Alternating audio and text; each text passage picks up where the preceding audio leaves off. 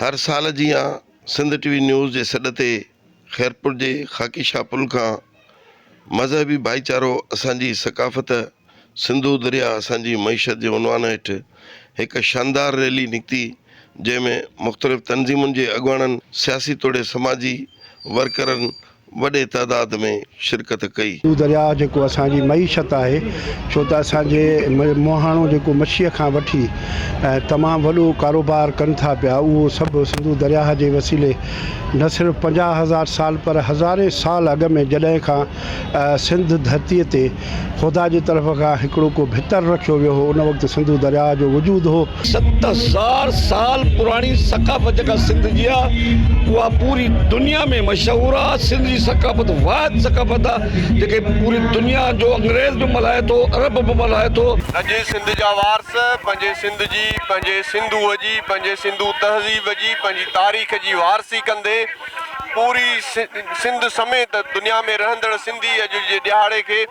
वॾे जोश जज़्बे सां मल्हाइनि पिया। असांखे एतिरी त ख़ुशी आहे जीअं पंहिंजे ईद जी ख़ुशी हूंदी आहे न, माना अॼु असांखे पंहिंजे ईद जेतिरी ख़ुशी आहे। अॻुवाणनि जूं ॻाल्हियूं ॿोलियूं ॿुधियूं त हुननि जो चवणो मज़हबी भाईचारो असांजी सकाफ़त सिंधु दरिया असांजी मईशत। कैमरामैन यासिर सियाल सां गॾु ख़ान मोहम्मद सोलंकी, सिंध टीवी न्यूज़, खैरपुर।